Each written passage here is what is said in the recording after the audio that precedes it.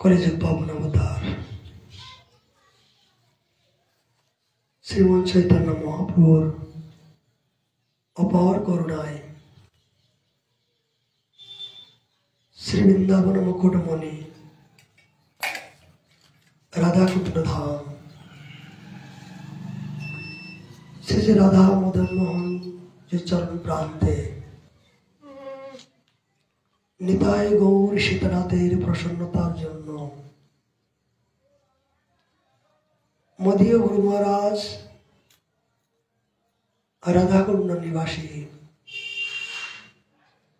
শ্রী শ্রী 108 প্রাণ কৃষ্ণদাস বাবাজি মহারাজের আদেশ ক্রমে আমাদের ইহা নিত্য নৈমিত্তিক হরিকথার আয়োজন।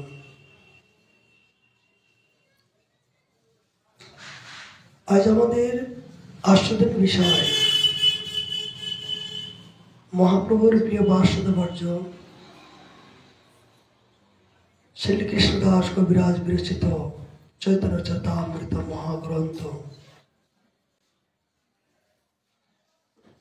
16 পরিচ্ছেদে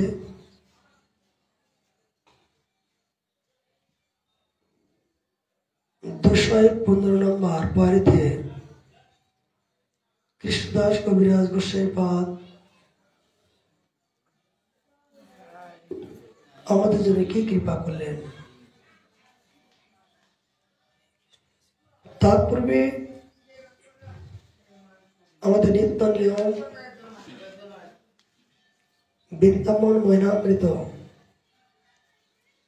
প্রবন্ধ সরস্বতী পাদের একটি শ্লোক কৃপামৃত স্বরূপ আমরা আস্বাদন করতে প্রিয়সী।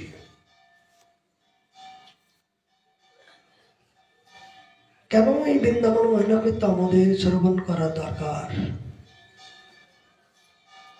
এ করলে কি হয়?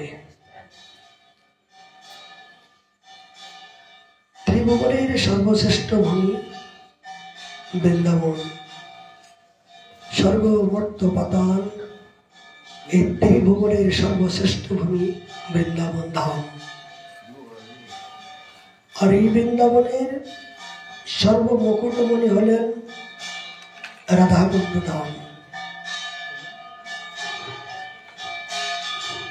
কোন ব্যক্তি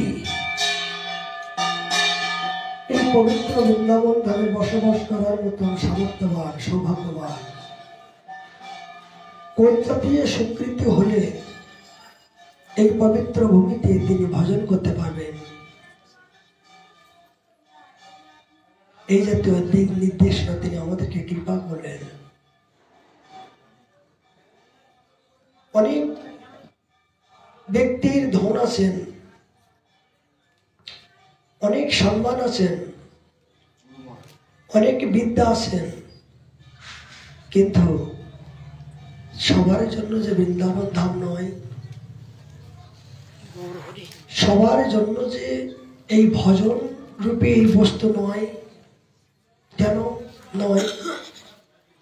এই পবিত্র ভূমিতে বাস করতে গেলে, এই ভজন রূপে যে পরমানন্দ অনুভব করতে গেলে পূর্ব জন্ম জন্মার্জিত স্বীকৃতি না হওয়া পর্যন্ত এই পবিত্র বস্তু ধারণ করার মতন সম্ভব, কথাটিও সম্ভব নয়।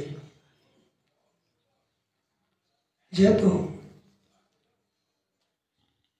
সরস্বতীপাদ আমাদের জন্য কৃপা করলেন, প্রথম শতকম থেকে 49 নম্বর শ্লোক থেকে তিনি বললেন, কৃষ্ণানন্দ রস সমুদ্রের বিচিত্র উজ্জ্বলাকার শ্রেষ্ঠতম সারের কিঞ্চিত মাত্র শ্রেষ্ঠ শ্রেষ্ঠ বেদ বিচদ শিরোমণিগণ কখনো দর্শন করিতে পারেন নাই। ভ্রাত, সেই সুদুর্লভতর শ্রীবৃন্দাবনে আসিয়া ক্ষুদ্র বাসনা রূপ কুৎসিত পিশাচের বশবর্তী হইয়া বাইরে বৃথা ঘুরিতেছ কেন? গুরুত্বপূর্ণ কথা বললেন বাবা। বলছেন যে ভগবানের শ্রীকৃষ্ণের যে নাম রূপ গুণ লীলা অপ্রাকৃত কৃষ্ণানন্দ পরমানন্দ, যে আনন্দ ব্রহ্মা উদ্ধব আদি জগতে কোনো বস্তু কোনো ব্যক্তি পায় নাই, পাওয়ার ইচ্ছা করলেও হই নাই। এটা তো সেই অপ্রাকৃত বস্তু তুমি মানব দেহ ধারণ করে পাবার মতন তোমার এই জীবনে স্বীকৃত হয়েছে। এমনকি তুমি কৃপা করে সেই বৃন্দাবনে বাস করার মতন তোমার স্বীকৃতি সৌভাগ্য হয়েছে, তারপরও এখনো তুমি দুর্গন্ধের দিকে কেন তুমি তাকাচ্ছ? শ্রেষ্ঠতম সারের কিঞ্চিত শ্রেষ্ঠ বেদবিদ, মানে বেদের অগোচর, বেদবিধির অগোচর শিরোমণিগণ কখনো দর্শন করিতে পারেন নাই। ধ্রুব, প্রহ্লাদ, ব্যাস, শুক, নারদ তারাও পর্যন্ত তপস্যা করো, কত তপস্যা করার পরও সেই বৃন্দাবন ধামের অপ্রাকৃত বস্তুর রসাস্বাদন করতে পারে নাই। এমনকি দেবতাগণ পর্যন্ত এই ভাগবতম কথা অমৃত শ্রবণ করার জন্য তারাও লালসা করছিলেন। বৃন্দাবন বাস তো দূরের কথা, শুধু ভাগবত শ্রবণ করার জন্য তারাও অমৃতে কলস এসেছিলেন, তাদের জন্য নয়। বৃন্দাবনের বাস তো অনেক কোটি কোটি জন্মের স্বীকৃতির কথা।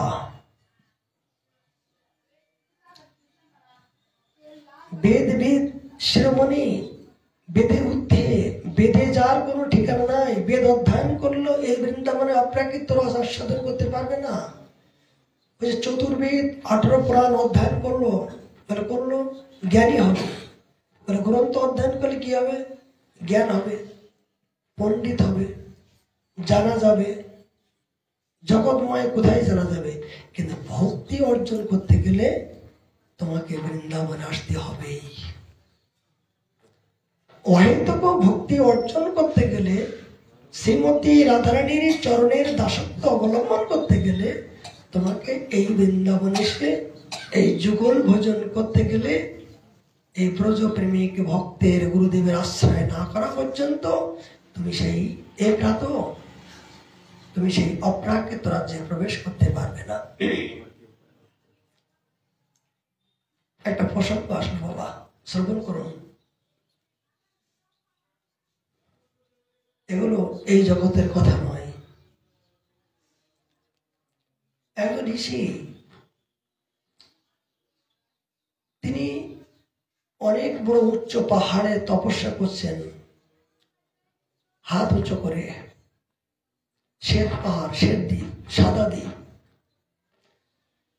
যখন তপস্যা করছেন তখন ভগবান বললেন নারদ মুনিকে, মুনি একজন ভক্ত দর্শন করে আসি। বলে প্রভু চলো যাই। নারদ মুনি এবং ভগবান দুজনে গেলেন ভক্ত দর্শন করার জন্য। কি দেখলেন? তিনি দাঁড়িয়ে থেকে উঁচু দেখলেন একজন মুনি তপস্বী, তিনি হাত উঁচু করে তপস্যা করছেন। সেই পাহাড়ের রংটা ছিল সাদা, শ্বেত দ্বীপ, সাদা। তখন ভগবান বললেন, দেখো সবচেয়ে আমার বড় ভক্ত এই তপস্যা করছে। নারদ মুনি বললেন, প্রভু এ তো ধ্যান অবস্থা আছে, কথা বলছেন না, কেমন করে বুঝবো? বলে জলের ছিটা দেব। এই জলের ছিটা দেওয়ার পরে তারা ধ্যান মগ্ন হলো। হে বৎস, তুমি এতদিন যাবৎ এই জঙ্গলের মধ্য দিয়ে পাহাড়ের উপরে কেন ভজন করছো? এত তপস্যা কেন করছো? আর যদুবা করছো, এই পাহাড়টা সাদা কেন, ধবধবে সাদা কেন? তখন মুনি বললেন, এই পাহাড়টা অন্য কিছু নয়, আমার এই দেহের রক্ত মাংস পুঁজ এই চর্বিযুক্ত এই যে হতে হতে এই পাহাড়ে পরিণত হয়েছে। বলছে কারণ? বলছে আমি যতবার আমি ইচ্ছা শক্তি, আমার যখন মৃত্যুর সময় হয় আমি ইচ্ছাকৃত আমি মৃত্যুবরণ করি। আবারও যখন জন্ম হয় ইচ্ছাদি মতো জন্ম হয়, মৃত্যুর পর আমার জন্ম হয়। এতবার জগতে জন্মগ্রহণ করেছি আর এতবার এসেছি, তার প্রমাণ স্বরূপ এই পাহাড়টা সাদা। তুমি কি চাও? এত কঠিন তপস্যা, এত জনম তপস্যা করার কি চাও? বলছি একটাই জিনিস চাই, আমি একটু বৃন্দাবনে বাস করতে চাই। এমনি বর আমি শুনেছি যে আপনাকে যারা দর্শন করে তারা নাকি সাক্ষাৎ ভগবত দর্শন পায়। আমি শুধু একটু ওই পবিত্র বৃন্দাবনে বাস করার জন্য আমার এত সাধন, এত ভজন, কিন্তু এতদিন তপস্যা করলাম, সেই বৃন্দাবনে বাস আমি পেলাম না। নারদমুনি বললেন, আচ্ছা বৃন্দাবনের ঠাকুরকে?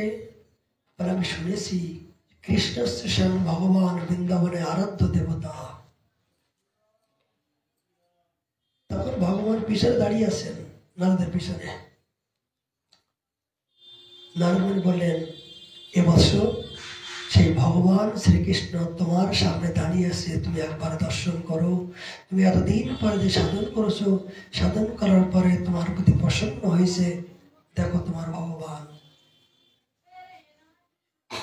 উনি চোখ খুলে দেখলেন আমার কৃষ্ণচন্দ্র। বললেন, কৃষ্ণ আমি তোমাকে দেখার জন্য তো আমি এত সাধন করি নাই, বৃন্দাবন তো তোমার নয়, তুমি তো বৃন্দাবনে দাসত্ব করো। হে কৃষ্ণ, তুমি তো বৃন্দাবনে দাসত্ব করো, আমি তোমাকে ভালোবেসে কি লাভ? আমার বৃন্দাবনেশ্বরী কোথায়?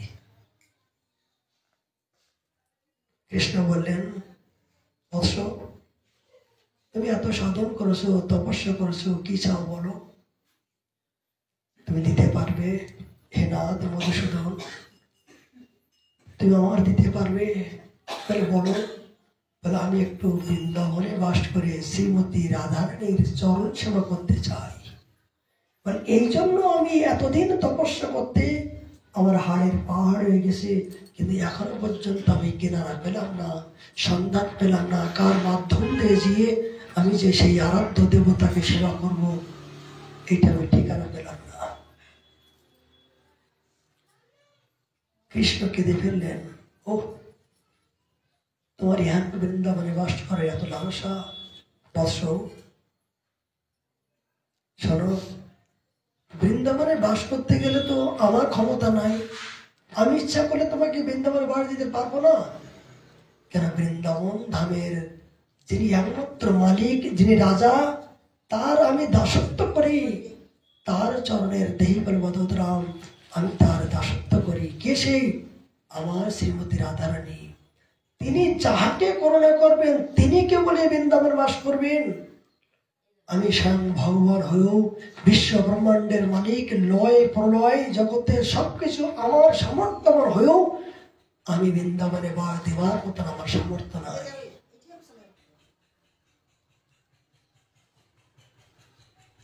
ঋষি বললেন, হে কৃষ্ণ, তাহলে কি আমারই বৃন্দাবনে বাস হবে না? উপায় হবে না? কৃষ্ণ বলে, হ্যাঁ উপায় একটা আছে। রাধারানীকে আমি ভালোবাসি, কিন্তু তোমার জন্য আমি রাধারানীর কাছে সুপারিশ করতে পারি,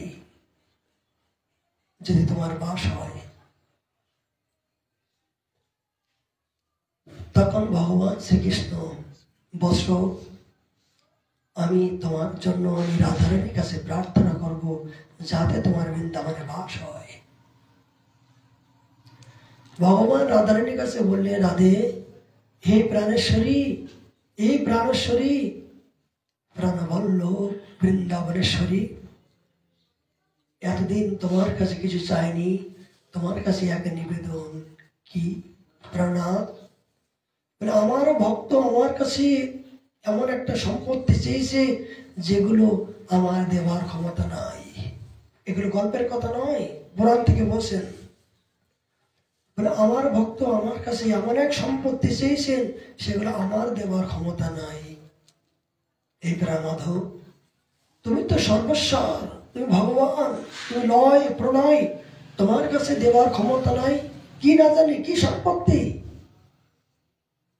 বলবে শুনবে, এই তোমারই অপ্রাকৃত বৃন্দাবনে বাস করার জন্য যদি একজন ভক্ত আকুতি করে, তার তুমি সত্য করে বলো, আমি কি মনে করলে সেই বৃন্দাবনে বাস দেবার ক্ষমতা কি আমার আছে? রাধে, সত্য করে বলো, আমি এই বৃন্দাবনেশ্বর, তুমি স্বয়ং, তোমার চরণের আমি দাসত্ব স্বীকার করি শুধু তোমার প্রেমের কাছে। আর আমি সবকিছু হয়েও আমার এই ক্ষমতা আমার নাই, বৃন্দাবনে বাস দেওয়ার মতন ক্ষমতা আমার নাই। তুমি যাকে কৃপা করো, তুমি যাকে করুণা করো, তিনি কেবলই বৃন্দাবনে বাস করেন। আমি স্বয়ং ভগবান হয়েও এই সম্পত্তি দেওয়ার অধিকার আমার নাই। সত্য করে বলো তো। রাধারানী তখন কেঁদে ফেললেন। হ্যাঁ, এ প্রাণা, কেন বলো তো, কেন আমার নাম কেন করে? আমার মনটা সর্বক্ষণ করুণা, মোমের মতন। আমার নাম ধরে যদি কেউ ডাকে না, রাধে রাধে রাধে রাধে বলে যখন বারবার ডাকে, তখন আমি আর থাকতে পারি না। আমি তাকে পাশে গিয়ে কখন আপন করব, কখন নিজের মনে করব, সেই জন্য আমি ব্যাকুলত হই। কিন্তু শ্যাম, ওই বৃন্দাবনে শ্যাম শ্যাম শ্যাম শ্যাম তো পারে না কেউ। কৃষ্ণ কৃষ্ণ কৃষ্ণ বলে না, তোমার নাম ধরে ডাকে না কেন জানো? যে তোমার ভিতরে দয়া নাই, মায়া নাই, তুমি কঠোরতা, তুমি শক্ত, তোমার ভিতরে উদারতা নাই। এই জন্য কৃষ্ণ নামটা বৃন্দাবনে কেউ নেয় না। নিলেও কি হবে? নিলেও তো তুমি যাবে না। বৃন্দাবনে কৃষ্ণ নাম নেই কেন? তুমি কঠোর, তুমি শাসন করো, তুমি সবাইকে কষ্ট দাও, দুঃখ দাও। এই জন্য ভক্তগণ জানতে পেরেছে কৃষ্ণ নাম করলে ব্যথা পাওয়া যায়, এই জন্য তোমার নাম করে না, আমার নাম করে। এই জন্য আমি তো, আমার এক নাম করুণাময়ী, কৃপাময়ী, তপস্যাময়ী, দয়াময়ী। কেন?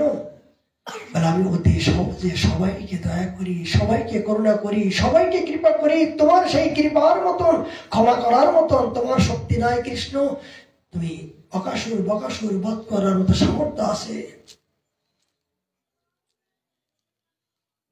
তুমি গরু চড়াতে হয় কেমন করে এটা জানো, কিন্তু কাউকে কাঁদাতে হয় কেমন করে এটাও তুমি জানো, কিন্তু সান্ত্বনা যে কি করে দিতে হয় এটা তুমি জানো না। সারা জীবনটা তো তোমাকে ভালোবেসে আমাদেরকে কাঁদতে হবে। কি পেলে, কি দিলে আমাদেরকে বলো তো? একটু দয়া মায়া তোমার ভিতরে আছে? কি দয়া আছে? যখন মথুরায় গিয়ে তুমি রাজা হয়েছিলে, রাজ সিংহাসন নিয়ে দ্বারকায় গিয়ে 16,000 গোপী নিয়ে কত আনন্দে বিভোর করছিলে, কিন্তু এই কলঙ্কের গুণ এই বৃন্দাবনের পথে পথে খাওয়ানা দাওয়ানা সমস্ত সবকিছু নিঃস্ব রিক্ত হয়ে কৃষ্ণ কৃষ্ণ বলে কেঁদেছিলাম, কত চোখের জল ফেলেছিলাম। একবার কি দয়া করে এসেছিলেন বলতো? কই, আমরা তো কৃষ্ণ বলে ডেকেছিলাম। এই কৃষ্ণ বলে ঘর ছাড়া হলাম, পুত্র হারা হলাম, সংসার হারা হলাম, সবকিছু হারা হলাম। কি পেলাম? কি পেলাম? তো ব্যথা বেদনা। এই জন্য সবাই জেনে গেছে ওই কৃষ্ণ নামের মধ্যে কলঙ্ক আছে, কৃষ্ণ নামের মধ্যে কোন রকম ভালোবাসা নাই, প্রীতি নাই। এই জন্য বৃন্দাবনে তোমার নাম কেউ করে না। জানে তোমার নাম করলে সবাই ব্যথা পায়। বলতো শ্যাম সুন্দর, আমি মিথ্যা কথা বলছি কেনা? কৃষ্ণ তখন মাথা নিচে বললেন, সত্যি প্রাণনাথ, আমি তো হতে কঠোর। আমি অকাসুর বকাসুর বধ করে আমার হৃদয়টা কঠোর হয়ে গেছে। এই অসুরের পাশে থেকে থেকে মনটা আমার কঠোর হয়েছে, কোমল এখন হতে পারি নাই। আরে কোমল হবার জন্য তো তোমার চরণের দাসত্ব স্বীকার করছি। যদি কোনোদিন তোমার হৃদয়ের কোমলতা আমার ভিতরে আসে, তবে যদি আমি এই অনুভবটা বুঝতে পারতাম। শোনো, আমি কোমল হতে পারলাম না, এই জন্য আমি প্রতিজ্ঞা করলাম যে তোমার মতন কোমল যদি কোনোদিন হতে পারি, তখন তোমার এই রসের আস্বাদন গুলো আমি অনুভব করতে পারবো। তার জন্য আমাকে আবার জন্ম নিতে হবে। তাই তিনি আজ আসলেন নবদ্বীপে শচী সিন্ধু মাজারে গৌর হয়ে, রাধানো প্রেমে মহিমা জগতে প্রকাশ করার জন্য গোপীরে নিষেধ করার জন্য, রাধার প্রেমের উপলব্ধিগুলো অনুভব করার জন্য তিনি আজ নবদ্বীপের মাঝে আসলেন। এই 18টা বছর তিনি কেঁদে কেঁদে বুক ভাসালেন।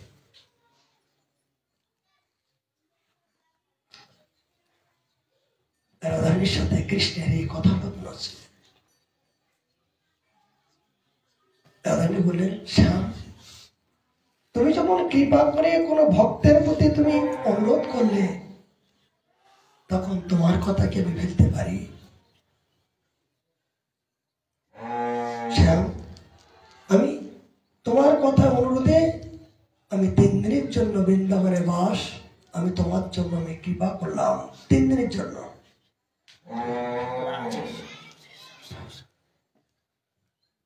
ভগবান শ্রীকৃষ্ণ সেই ভক্তের পাশে যে বলছেন, এই ভক্ত প্রবর, দেখো ইহার পবিত্র বৃন্দাবন ধামে বাস দেবার মতন আমার ক্ষমতা নাই, সামর্থ্য নাই।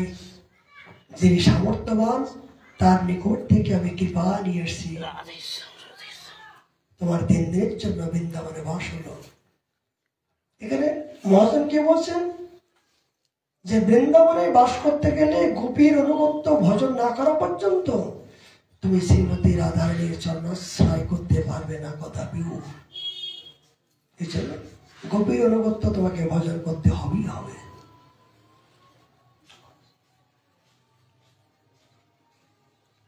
ভগবান শ্রীকৃষ্ণের কাছে গেলেও তিনি পর্যন্ত এই বৃন্দাবনে ব্রজপ্রেম দেবার সামর্থ্যবান নয়, যতক্ষণ পর্যন্ত আপনি গুরু, ধামের গুরু এবং ব্রজনিষ্ঠা মহতের সংস্পর্শ যতক্ষণ না করবেন, ততক্ষণ পর্যন্ত আপনি রাধারানীর চরণাশ্রয় যেই করে সেই হয় মহাশয়।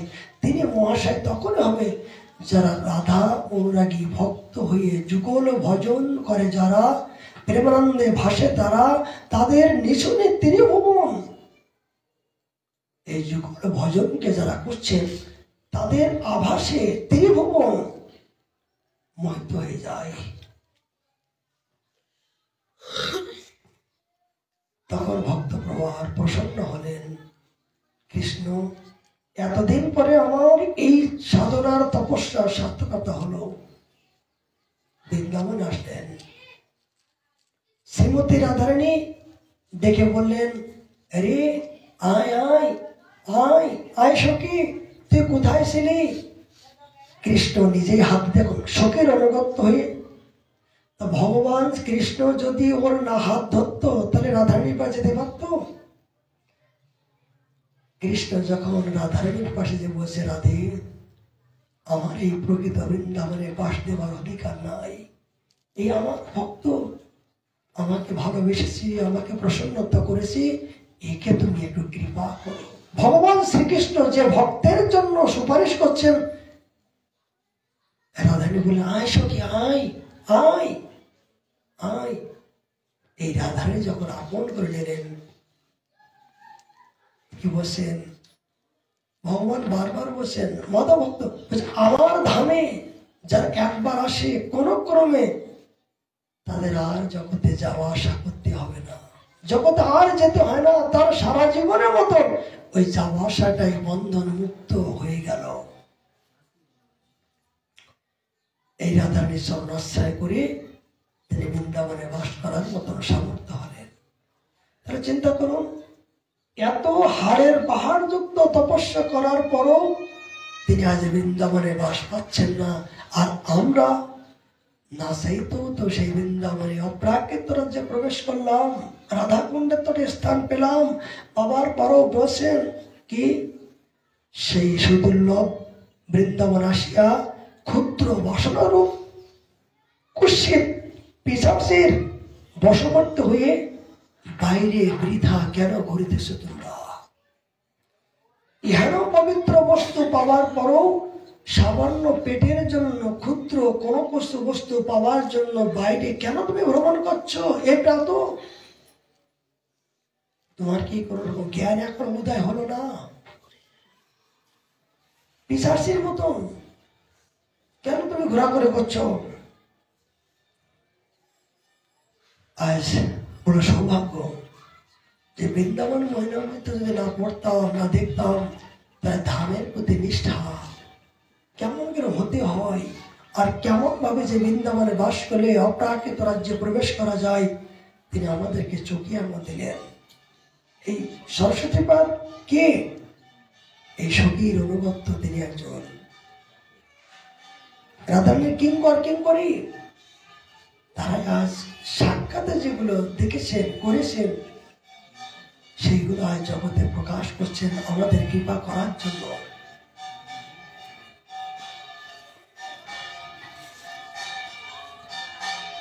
মহাপ্রভু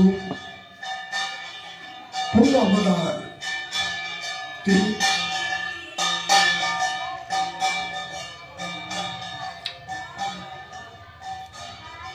মহাপ্রভু যখন বিভিন্ন জায়গায় কলিহত জীবকে কল্যাণ করার জন্য তিনি ভ্রমণ করছেন, ভ্রমণ করতে করতে তিনি আসলেন কোথায়?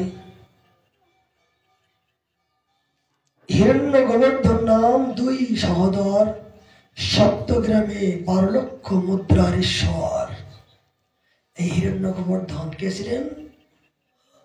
রঘুনাথ দাস গোস্বামী পাদের পিতা। রঘুনাথ, যে রঘুনাথের কৃপায় আমরা এই রাধাকুণ্ড পেলাম, যে রঘুনাথ দাস গোস্বামী পাদের গদ্যের কৃপায় আমরা এই রাধাকুণ্ডের তটস্থ পেলাম। কার প্রতিদান? এই রাধাকুণ্ড কার? কার করণে রাধাকুণ্ডে বাস করছি? এই রঘুনাথ দাস গোস্বামী পাদের গদ্যি। আমাদের অষ্ট গোস্বামী আছে বটে, কিন্তু রঘুনাথ দাস গোস্বামী পাদের যে ত্যাগ, বৈরাগ্য, নিষ্ঠা, ভক্তি, তার যে ভজন, আমাদের দ্বিতীয় আর বড় কঠিন। তিনি কত কঠিন!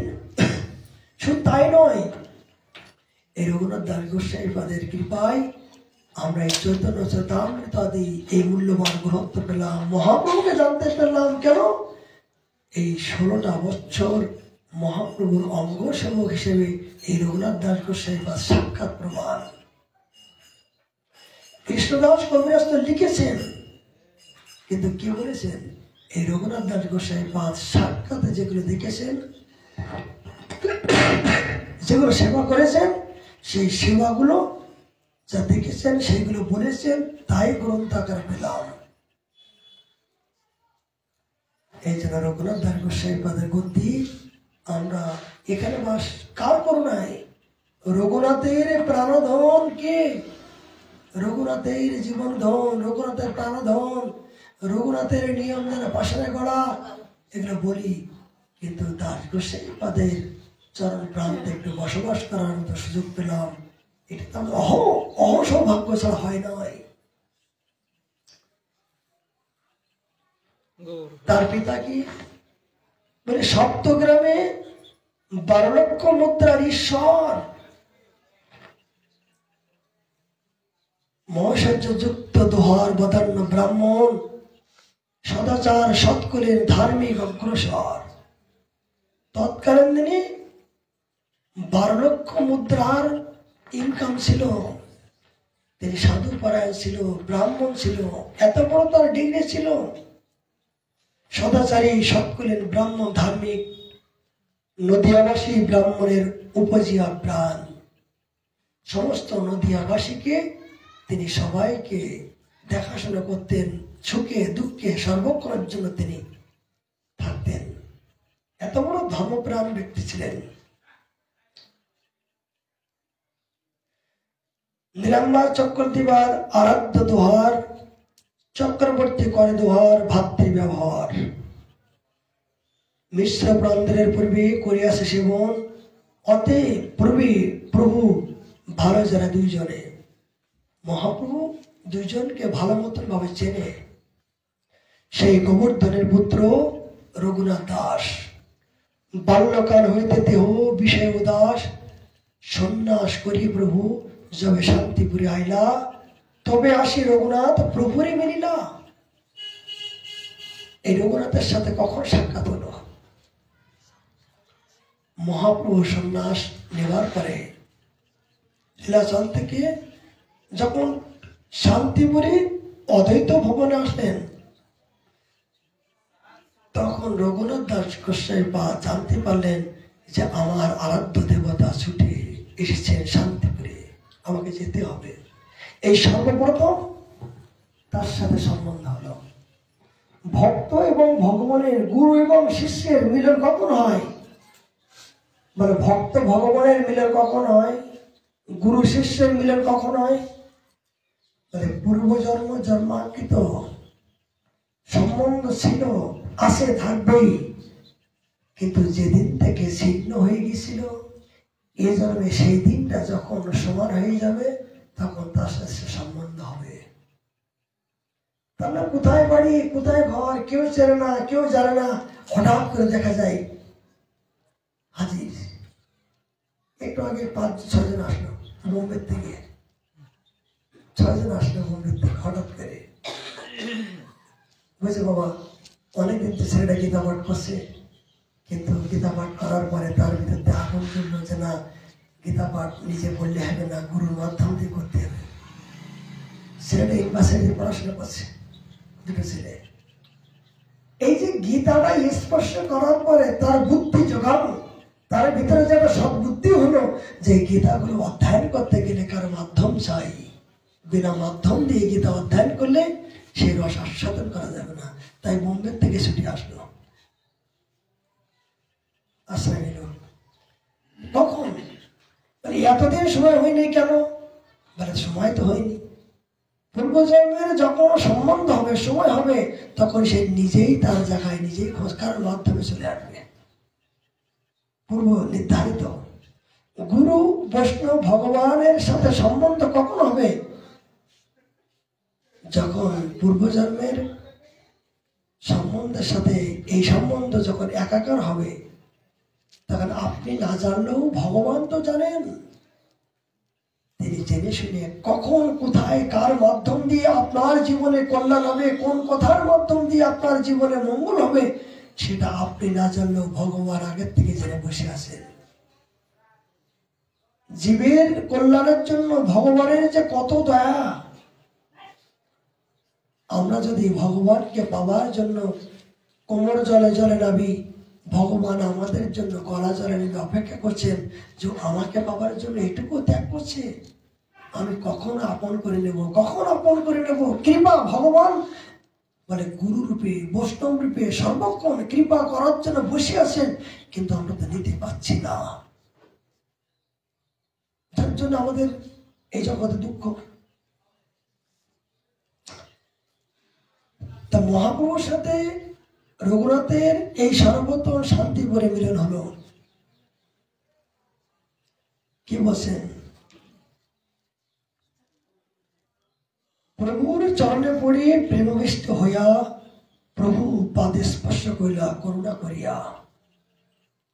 অনেক করুণা করে এই রঘুনাথের সর্বপ্রথম মহাপ্রভুর সামনে স্পর্শ করল। তার পিতা সদা করে আচার্য সেবন, অতএব আচার্য দ্বারে হইল প্রসন্ন। মহাপ্রভু রঘুনাথকে দেখে প্রসন্ন হয়ে বলে, রঘুনাথ আমি তো তোমার জন্য শুধু শান্তিপুর এসেছি। রঘুনাথ তুমি জানো না তোমার জন্য তো আমার অনেক কাজ বাকি আছে। আমি শান্তিপুরে আসার উদ্দেশ্য কি? 1 নম্বর, মহাপ্রভু সন্ন্যাসের পরে এই শান্তিপুরে আসার উদ্দেশ্য কেন?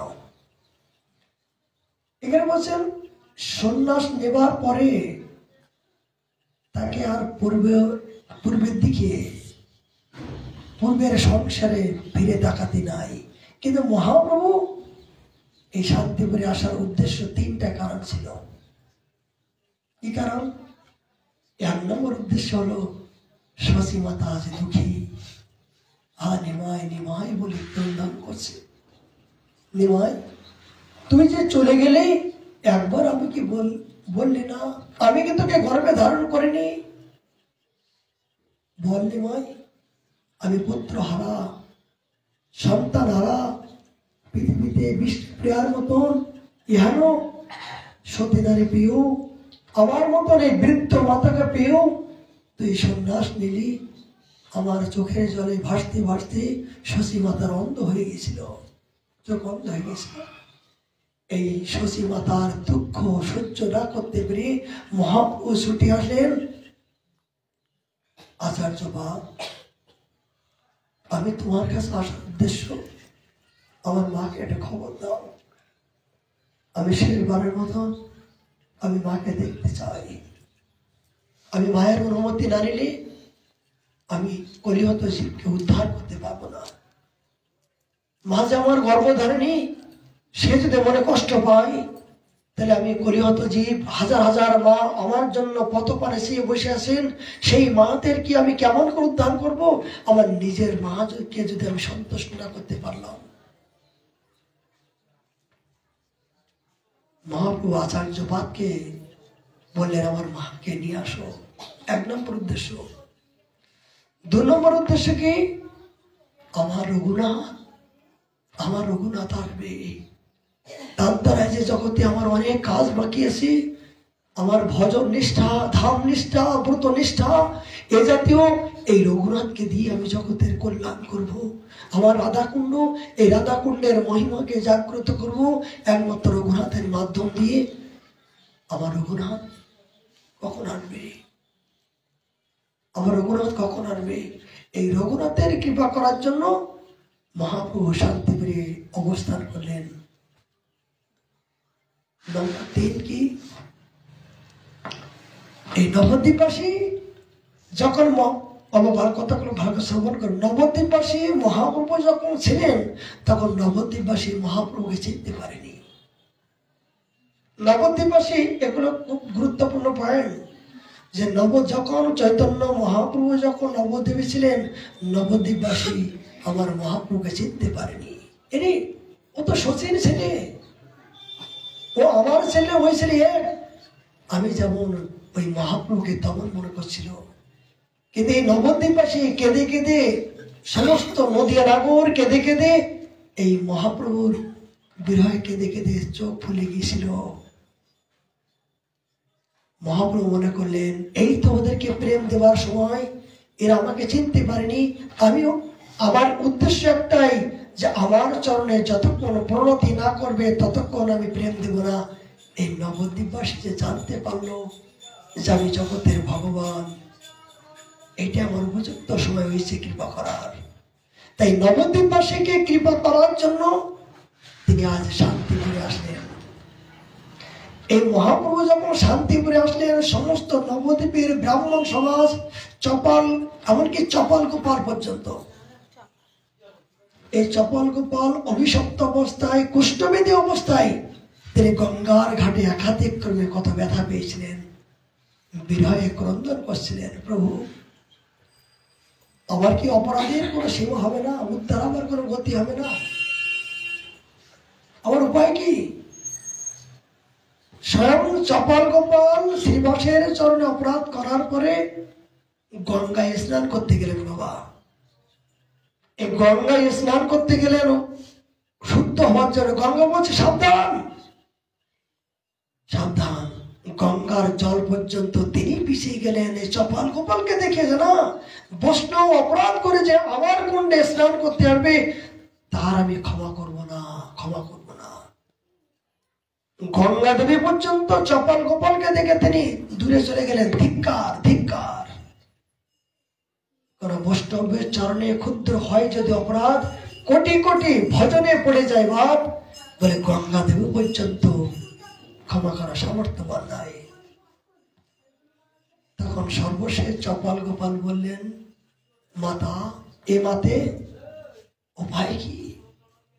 আমার উপায় কি? আমার এই জীবনে সমস্ত চপাল গোপাল শ্রীবাসের চরণে অপরাধ করার পরে গায়ে কুষ্ঠবেদী হয়ে সমস্ত মাংসগুলো খসিয়ে পড়ে যাচ্ছিল। নিজের স্ত্রী পর্যন্ত তাকে ত্যাগ করেছে, জগতের সন্তান তাকে ত্যাগ করেছে, জগতের বন্ধু বান্ধব সব ত্যাগ করে গঙ্গার কিনারে তাকে বিসর্জন দিয়েছে। যে চপাল গোপাল ব্রাহ্মণ ছিল, এত বড় ধার্মিক তার্কিক ছিল, শুধু বৈষ্ণব অপরাধের জন্য গায়ে কুষ্ঠবেদী হলো, তাকে গঙ্গার কিনারে উঠতে পারে না, চলতে পারে না, হাঁটতে পারে না, খেতেও পারে না। কি যন্ত্রণা! গঙ্গা ওখান থেকে বললেন, রে অপরাধী দুষ্টু, যেখান থেকে কাঁটা ফোটে সেখান থেকে কাঁটা বাইর করতে হয়। মানে যেখান থেকে কাঁটা ফোটে সেখান থেকে কাঁটা বার করতে হয়, অন্য জায়গা দিয়ে কাঁটা বাইর হয় না। তুমি শ্রীবাসের চরণ অপরাধ করেছো, পারলে শ্রীবাসের কাছে ক্ষমা চাও। শ্রীবাস যদি করুণা করে তবে তোমার মুক্ত হবে। তখন মহাপ্রভু শান্তিপুরে আসলেন অদ্বৈত ভবনে। সমস্ত শ্রীবাস গদাধর সমস্ত নবদ্বীপবাসী সবাই দলে দলে ছুটে গিয়েছিলেন আমার প্রভুর দর্শন করার জন্য। চপলকৃপা চলতে পারছেন না, তাকে নৌকায় কেউ নিচ্ছে না। তিনি 4 হাত দিয়ে পায়ে দিয়ে যেতে যেতে হাজার হাজার লক্ষ লক্ষ ভক্তগণ শান্তিপুরে হাবুডুবু খাচ্ছেন। কিন্তু ওই ভিড়ের মধ্য দিয়ে চপাল কপাল সবার ভিতর থেকে গিয়ে মহাপ্রভুর চরণ ধরে বসেন, প্রভু আমায় তুমি ক্ষমা করো। মহাপ্রভু বললেন, এরে চপাল, এরে গোপাল, নবদ্বীপে আমি এসেছিলাম মনুষ্য রূপ ধারণ করে, চিনতে পারলে না? ব্রাহ্মণ কুলের ধীর তোদের, তারা ব্রাহ্মণ কুলে জন্মগ্রহণ করে ব্রহ্মত্ব তোদের জ্ঞান নয়, এখনো পর্যন্ত তোদের সেই চিন্তা চেতনা নাই। আমি কোটি জনম তোকে কিলাই দিয়ে খাওয়াইবো।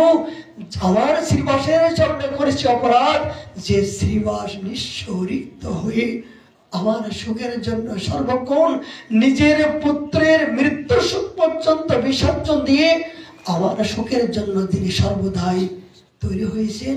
তার চরণে তুই অপরাধ করলি।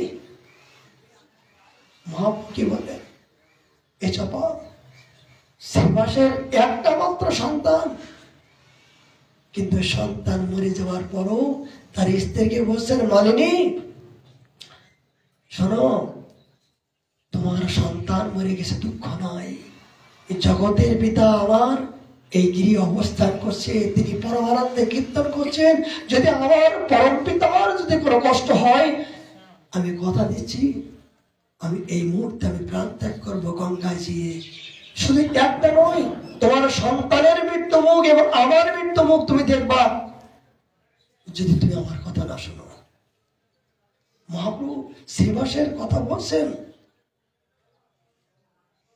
শ্রীবাস মালিনীকে বললেন, বন্ধ করো। এই শ্রীবাসের পুত্র মরে যাবার পরও মহাপ্রভু মনে করলেন যে আমার এতদিন আনন্দ পাই, আজকে আনন্দ পাচ্ছি না কেন? শ্রীবাস কি হলো?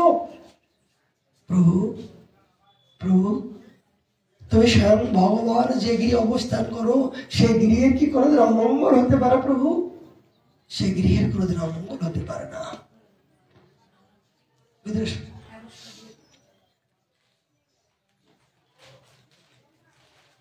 শ্রীবাস করজোড়ে হাত জোড় করে বসছেন, প্রভু তুমি তো অন্তর্যামী, তুমি যে গৃহে অবস্থান করো সেই গৃহের কি কোনোদিন অকল্যাণ হতে পারে? কথা বল নাই প্রভু। মহাপ্রভু অন্তর্যামী মনে করলেন যে না, শ্রীবাস অন্যদিন যে আনন্দ পায় কিন্তু আজকে আনন্দ পাচ্ছে না কেন? মনে হয় কোনো কিছু অকল্যাণ হয়েছে তোমার গৃহে। অনেক ভক্তগণ বললেন, প্রভু প্রভু একটা কথা বলবো কি? শ্রীবাসের একটা মাত্র পুত্র, তিনি আজ পুত্র বিয়ে হয়েছেন, তবু তিনি এর মধ্যে করতে পারছেন না। মহাপ্রভুজি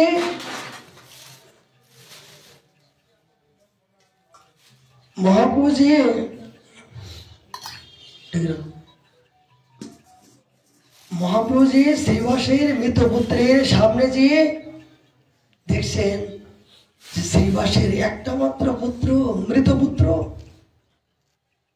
মহাপ্রভু ক্রন্দন করছেন, শ্রীবাস তোমার গৃহে সারা জীবন আমি কীর্তন করলাম তোমার সুখের জন্য, আর তোমার একটা মাত্র পুত্র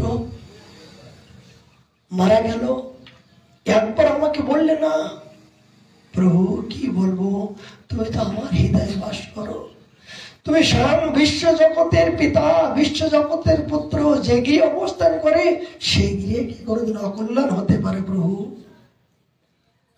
মহাপ্রভু ওখানে দাঁড়িয়ে প্রতিজ্ঞা করলেন, যে ভক্ত নিজের সন্তানের দুঃখের জন্য নিজের সুখকে বিসর্জন দিয়ে আমার সুখের জন্য যিনি সর্বক্ষণ ব্যস্ত থাকেন, ইহার ভক্ত ছাড়িয়া আমি কেমনে করিব সন্ন্যাস।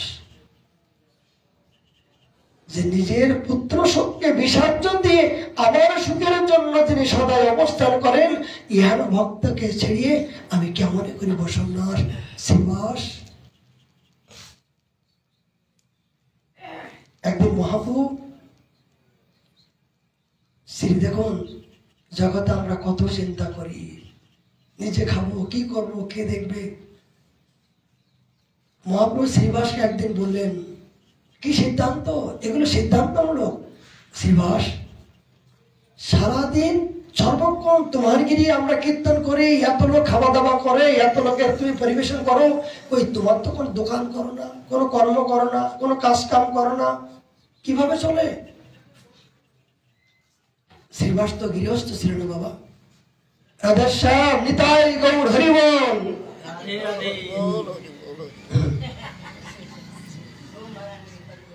শ্রীবাস তো গৃহস্থ ছিল না, তাই গৃহস্থের কর্তব্য কি? কর্ম করতে, কর্ম না করে তো চলে না।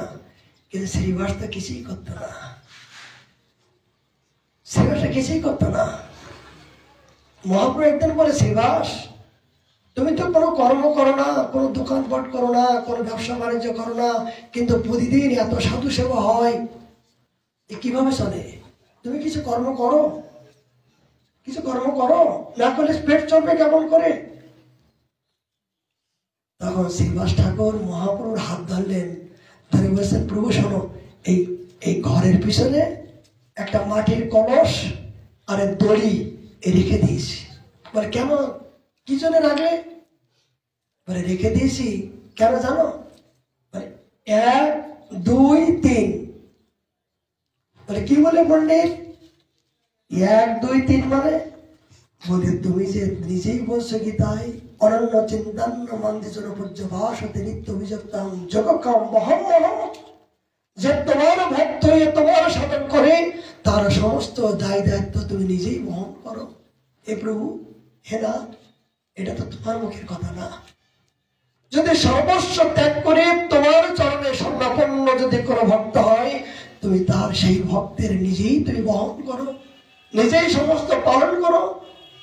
এটা কি আমার কথা? গীতা তো তুমি, তোমার মুখের কথা প্রভু। তাই যদি হয় তবে 1 2 3 বলে কি, একদিন দেখবো যে তোমার সেবার জন্য কোনো কিছু আসছে কিনা, 2 দিন দেখবো আসছে কিনা, 3 দিনের দিন যদি দেখলাম যে আমার জন্য সেবার প্রভুর সুখের জন্য কিছু আসছে না, তখন ওই দড়ি আর এই কলস গলায় বেঁধে আমি যমুনায় যে প্রাণ বিসর্জন করব। আমি অপরাধী মুখ আমি কাউকে দেখাবো না। দেখেন কি অনুরাগী ভক্তের, ভগবানের প্রতি কত বিশ্বাস, যে এই দড়ি বেঁধে গঙ্গার জলে আমি নিজের প্রাণ বিসর্জন দেব। যে আমার মতন কলঙ্কিনীর এই জগতে স্থান নয়, আমি নিতান্ত তোমাকে ভালোবাসতে পারি নাই। যদি ভালোবাসতাম তাহলে আমার জীবনে সব কিছু আসতো, তোমার সেবা তুমি করতে পারতে। মহাপ্রভু কি বললেন? শ্রীবাস কি বললে শ্রীবাস, তুমি আমার সেবার জন্য তুমি প্রাণ বিসর্জন দেবে। শোনো, আমি তোমাকে বলে দিলাম, জগতে স্বয়ং লক্ষ্মী যদি ভিক্ষা করে দুয়ারে দুয়ারে, তবু তোমার ঘরের অভাব কোনোদিন হবে না। লক্ষ্মী যদি কোনোদিন ভিখারি হয়, কিন্তু তোমার ঘরে কুকুর পর্যন্ত সেও প্রেম পাবে, সেও আমার ভক্ত হয়ে আমার চরণাশ্রয় করতে পারবে, এতে কোনো সন্দেহ নাই। ভগবান বললেন, আমার ভক্ত যদি কেউ আমার চরণে আত্মসমর্পণ করে, তার সমস্ত আমি যুগে যুগে দায়িত্ব নিয়েছি, এখনো নেব, আর জন্ম জন্মান্ত নিয়ে থাকি। বহম মহম, আমি সেই ভক্তের বোঝা বহন করে থাকি। সেই চপাল গোপালকে মহাপ্রভু এই জাতীয় এই শ্রীবাসের কথা বললেন, এই চপাল, এ গোপাল, তুমি ইহার ভক্তের চরণে করিয়েছ অপরাধ। মধ্য মাংস সাতমুণ্ড দিয়ে তুমি আজ ভক্তকে অপমান করার জন্য মাসজ্জ অবস্থায় এ জাতীয় তোমার ব্রাহ্মণ এই চণ্ডালের মতন আচরণ, ঠিক তোমার ব্রহ্মত্ব জীবন। তোমার মুখ আমি দেখতে চাই না। বৈষ্ণব অপরাধ করে যে করে গঙ্গা স্নান, গঙ্গা বলে আনু, আমি দিলে যাই। তখন চাপাল কপাল প্রার্থনা করলেন, প্রভু উপায় কি? আমার কি উদ্ধার হবার গতি নাই? বলে শোন মূর্খ, যে চরণে করেছি অপরাধ সেই চরণে যে ক্ষমা চা, যদি তুই কিছু পেতে চাস এই জন্মে। তখন শ্রীবাস ঠাকুর প্রার্থনা করলেন, প্রভু না, তুমি স্বয়ং ভগবান যেখানে আছো, আমার মতো ক্ষুদ্র অপরাধী বৈষ্ণব, তো বৈষ্ণব মানে কি? ক্ষমাই হলো ধর্ম। ক্ষমা যদি কোনো বৈষ্ণব না করতে পারে, কিসের বৈষ্ণব? তাহলে অপরাধ তো করবেই। জগতে পতিত জীব, অজ্ঞান অন্ধকারে মজ্জিত, এরা জানে না, বোঝে না, এদের অপরাধ করা স্বভাব। কিন্তু বৈষ্ণব ঠাকুর আমার কি দয়ার সাগর, পতিত পাবন, এরা দয়ার সাগর। শত অপরাধ ক্ষমা করার মতো সামর্থ্যবান। শত অপরাধ করলেও যারা বৈষ্ণব, যারা সাধু, তারা কিছু মনে না করে ক্ষমাই হলো একমাত্র ধর্ম। শ্রীবাস ঠাকুর বললেন, প্রভু এটা আমাকে লজ্জা দিয়ে না প্রভু, আমি তো কিছুই মনে করিনি। পিতার কোলে যদি সন্তান প্রস্তাব করে দেয়, পিতাকে কোনোদিন বলবে যে তুই চলে যা? মা কি বলবে সন্তানকে, জানা তোকে আমি নেব না কোলে? শ্রীবাস বললেন, প্রভু তুমি তো জগৎ পিতা, তুমি তো সামর্থ্যবান, তুমি করুণা করো। মহাপ্রভু বললেন, না শ্রীবাস, জগতে আমি এই সংবিধান দিই নাই। আমি ভক্তের অপরাধ আমার ক্ষমা করার সামর্থ্য নাই। আমার চরণে অপরাধ করলে আমি ক্ষমা করতে পারি, কিন্তু আমার ভক্তের চরণে অপরাধ করলে সেটা আমার ক্ষমা করার সামর্থ্য নয়। যদি ভক্ত যদি কোনোদিন সে কৃপা না করে, দয়া না করে, তাহলে আমি ভগবান হয়েও সেটা আমার সামর্থ্যবান। কি দেখেন শ্রীবাসকে দিয়ে জগৎকে শিক্ষা দিচ্ছেন বাবা। শ্রীবাস আলিঙ্গন করলেন, চপাল গোপালের উদ্ধার হয়ে গেল। তাহলে মহাপ্রভু এই শান্তিপুরে আসার উদ্দেশ্য, 1 নম্বর উদ্দেশ্য হলো মাকে কৃপা করা, 2 নম্বর উদ্দেশ্য নবদ্বীপবাসীকে দয়া করা, 3 নম্বর উদ্দেশ্য চপাল গোপালকে উদ্ধার করা, আর 5 নম্বর হলো রঘুনাথ দাস গোস্বামীর জন্য অপেক্ষা করা।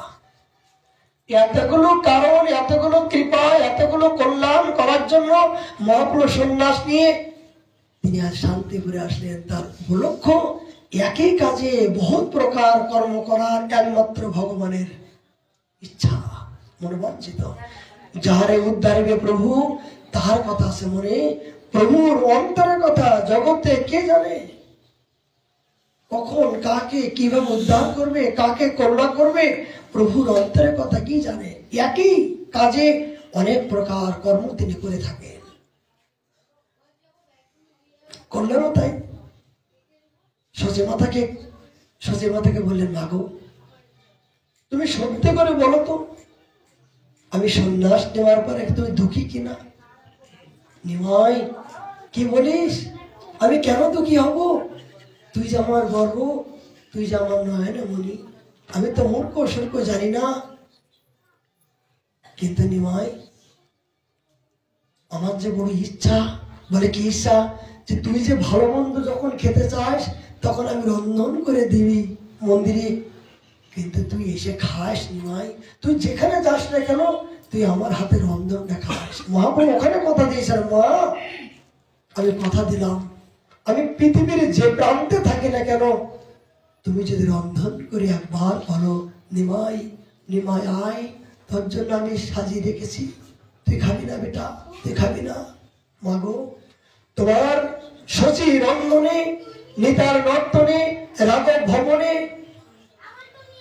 এই হলো মহাপ্রভুর স্থান। কোথায় কোথায় জগতে কোথাও না গেলেও, কোথাও না থাকলেও শচী মাতা রন্ধন করে যখন নিমাই নিমাই করে চিৎকার করে যারা আত্মসমর্পণ করবে, মহাপ্রভু আসতে বাধ্য হবে।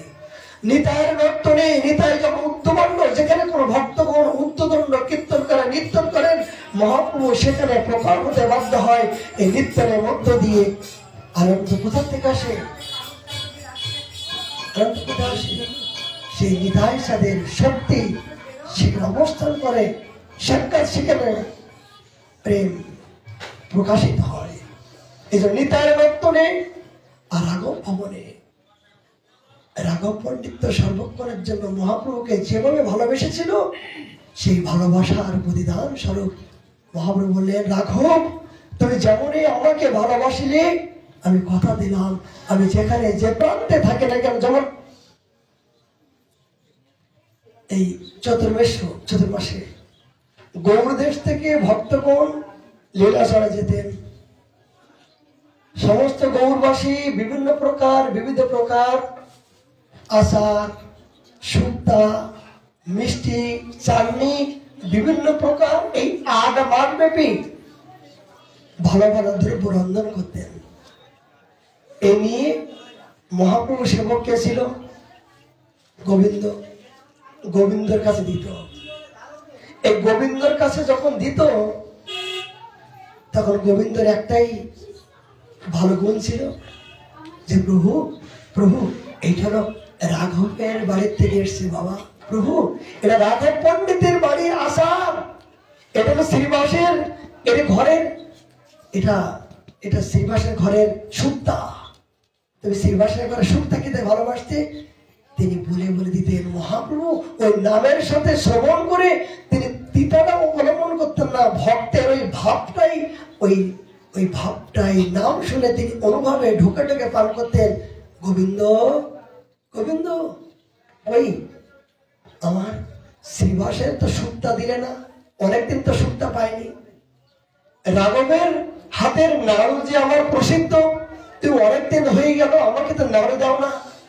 মহাপ্রভু এই গোবিন্দকে বারবার করে চেয়ে নিতেন। কেন? ওই ভক্তের নামটা ধরে মহাপ্রভু আনন্দ তিনি এখনো ভুলেন নাই। যেভাবে ভক্ত যে ভাবনা নিয়ে প্রভুকে সেবা দিত, সেই ভাবনার কথা যখন মনে হতো, তখন গোবিন্দকে দিয়ে সেই ভক্তের সেই বস্তু তিনি আস্বাদন করত। ও এই জন্য তো ভক্তের ভাবনা এটা তো আস্বাদন করে ভগবান। জগতের কোনো কিছু বস্তু তিনি আস্বাদন করার নয়, যতক্ষণ পর্যন্ত এই মনটার প্রতি মনটা যতক্ষণ পর্যন্ত আত্মনিবেদন পরিপূর্ণ আত্মসমর্পণ না করতে পারছি, ততক্ষণ পর্যন্ত ভগবান আমার প্রতি প্রসন্ন নয়।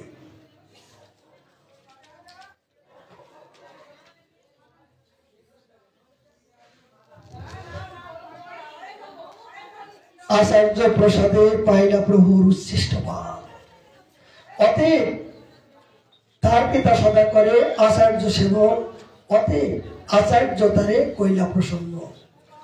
মহাপ্রভু এই রঘুনাথ দাসকে দেখে খুব প্রসন্ন হলেন। প্রভুর চরণ দেখে দিন 5-7 প্রভু তারে বিদায় দিয়া গেলেন নীলাচল। এই রঘুনাথ দাস সর্বপ্রথম মহাপ্রভু নষ্ট করে তার চরণের ধরে চরণ ধোয়াত জল তিনি পান করলেন, এই সর্বপ্রথম।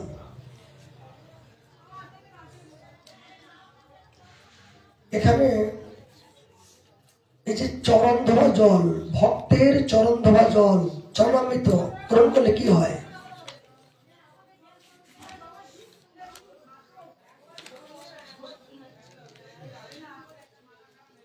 ভক্তের চরণ ধোয়া জলকে ভক্তপদ জল, ভক্তভুক্ত অবশেষ, ভক্তের চরণ ধরি জল, ধোয়া জল, এ হলো ভজনের মহাবল। এই ঝোড়ো ঠাকুর ছিল একজন বৈষ্ণব, আর চরণ ধোয়া জল খেয়ে গিয়েছিল। ঝোড়ো ঠাকুর এই চরণ ধুয়ে কে খেয়েছিল? চরণামৃত থেকে গিয়েছিল।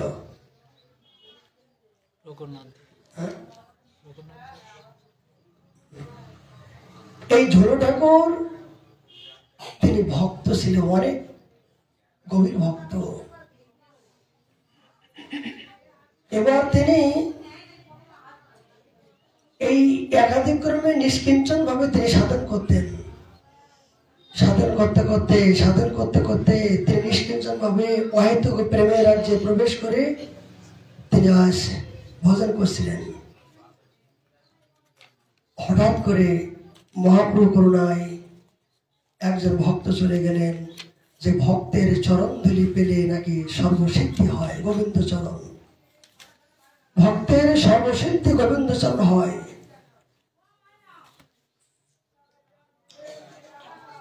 তিনি ঘুরতে ঘুরতে একটা পাকা আম নিয়ে গেলেন। পাকা আম নিয়ে ঝুড়ু ঠাকুরকে বললেন, ঠাকুর মশাই, এটা আপনি গ্রহণ করুন।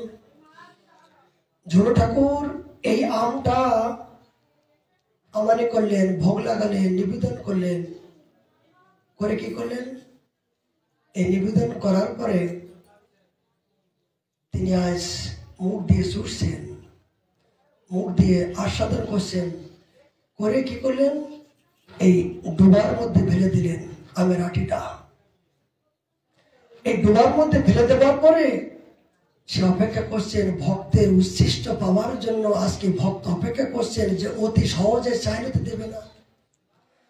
তিনি হঠাৎ করে লাম মেরে সেই আমের আটিটা শোষণ করতে করতে চুষিতে হইলা পাগল। এই ভক্তের যেখানে, যেন আমার গুরু মহারাজ আমি দেখেছি, যখন কোনো সাধু সেবা হতো না, সাধু সেবা হওয়ার পরে ওই সাধুদের যে পাতা না, ওই পাতাগুলো সব এক জায়গায় করতো। পাতাগুলো এক জায়গায় করে ওই সমস্ত অন্নগুলো এক জায়গায় করতো, করে সব একসাথে মিশিয়ে এক জায়গায় বসে খেত। এই যে ভক্তের যে ভক্ত উচ্ছিষ্ট মহাপ্রসাদ, মানে মহাপ্রসাদ, এই মহাপ্রসাদে যে কি মহিমা, মানে চিন্ময় হয়ে যায়, অপ্রাকৃত হয়ে যায়। কেন? মানে ভক্তের অধারণিত অপ্রাকৃত হয় কেন? ভক্ত যখন ভজন করে না, এই ভজন করতে করতে তার ভাবনা, তার ভজন শক্তি, তার চিন্তা চেতনা, অনুভব অনুভূতি গুলো এই অধারামৃতের মধ্য দিয়ে লুকাই থাকে। এই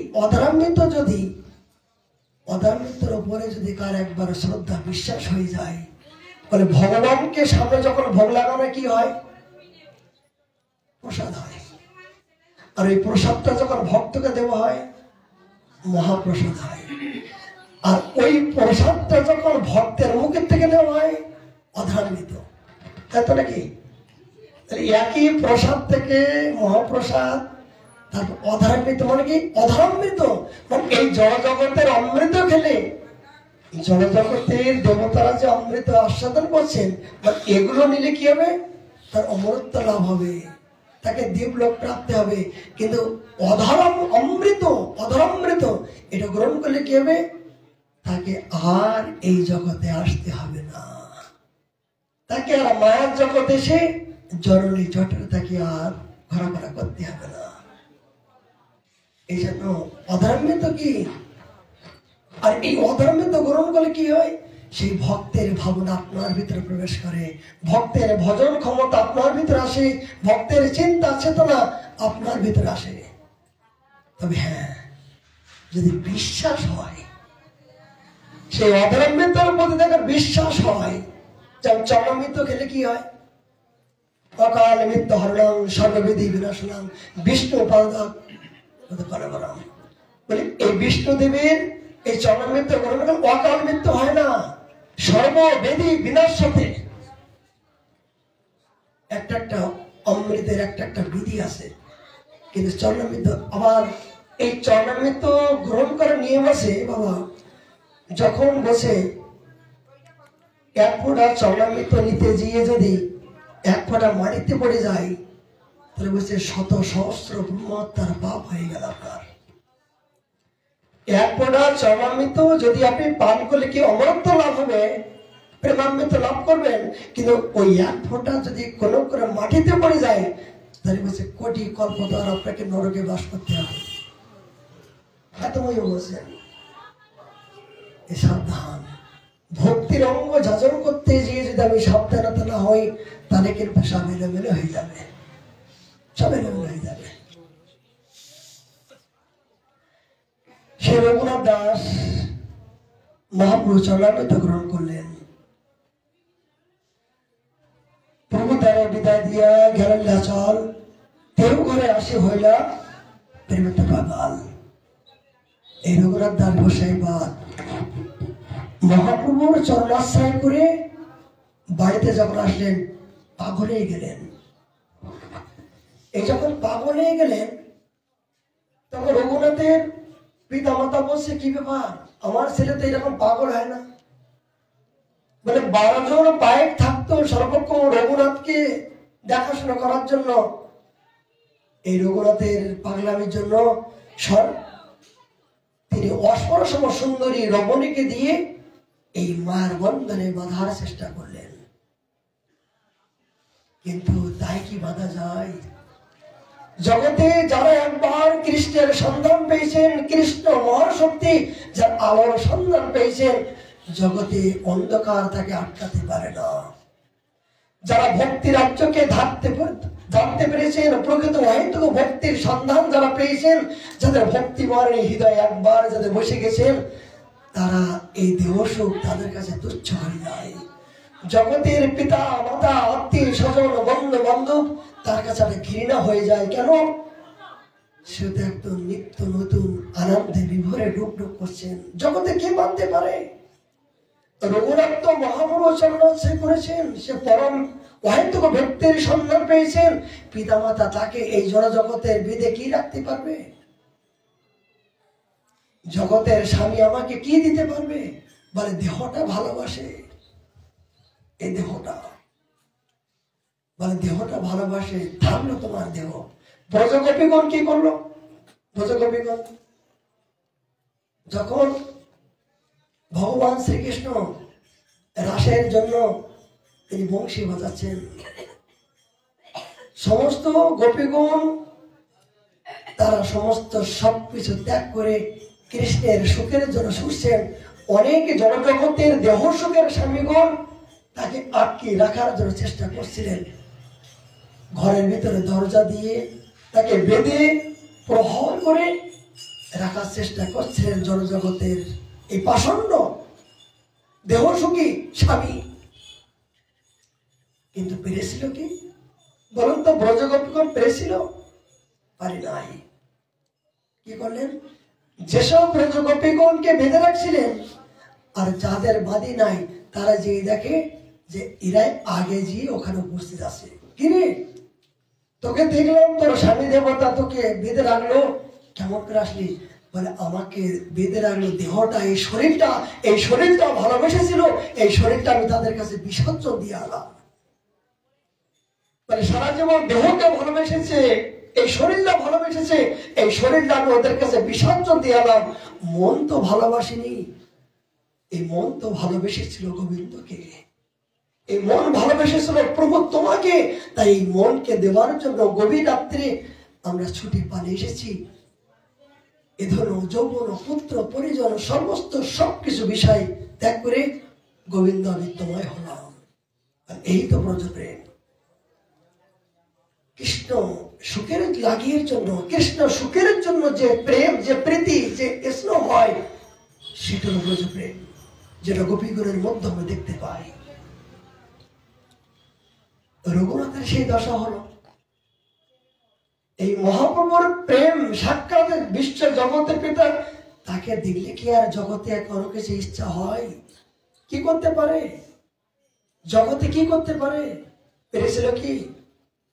বলে 16 জন পাহারাদার রঘুনাথকে পাহারা দিয়েছিল, কিন্তু পারে নাই। রঘুনাথ বললেন, পিতা আমার মন তো চলে গেছে, আমি আমার গৌর সুন্দরে আমার ঐশ্বর নিয়ে বেশি আছি মাথা, কেমনে আমি রাগিব?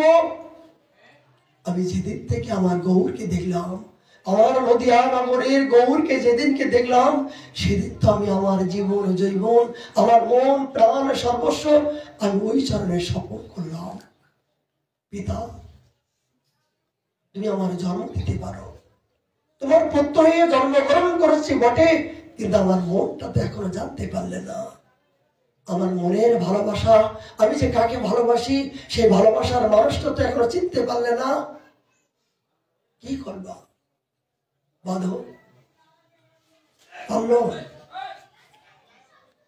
বারবার পলাইতে হো, বারবার পলাইতে হো নীলান্দ্রে আই যাইতে, পিতা তারে বান্ধে রাখে আরে পথ হইতে।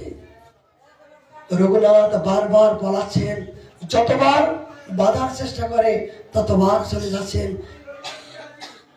গোবর্ধন মহাশয় রঘুনাথকে বারবার করে ধরে নেওয়া শুরু করলেন। পঞ্চপাই তারে রাখে রাত্রি দিনে, চারি সেবক দুই ব্রাহ্মণ রহে তার শুনে। চারজন সেবক, ৫ জন ব্রাহ্মণ তাকে দেখাশোনা করার জন্য বসে, শোনো আমার একটি মাত্র পুত্র, তার জন্য আমি সব আমার এই সম্পত্তি ২০ লক্ষ টাকার সম্পত্তি জমিদারি কে রক্ষা করবে? আমার রঘুনাথ যেন চলে না যায়। এই ১০ জন রাখে নিরন্তর লীলাচল যাইতে না পারে, দুঃখ স্বরূপ খবরদার সে যেন লীলাচলে না যায়। এবার যদি মহাপ্রভু শান্তিপুরে আইলা, শুনিয়া পিতারে রঘুনাথ নিবেদিলা। আজ্ঞা দেও যাই দেখি প্রভুর চরণ, অন্যতা না হয়ে মোর শরীর জীবন। রঘুনাথ যখন জানতে পারলেন যে আমার খুব সুন্দর শান্তিপুর এসেছে, রঘুনাথ পিতার কাছে প্রার্থনা করলেন, পিতা তুমি জড়জগতের পিতা, এই দুদিনের জন্য তোমাকে পিতা রূপে বরণ করলাম। এই দেহটা তুমি আমাকে দিয়েছ বটে, এই মনুষ্য জন্ম দিয়েছ বটে, কিন্তু আমার জগৎ পিতাকে জানো তুমি? আমার জগৎ পিতা তো সেই গৌর সুন্দর পতিত পাবন গৌর।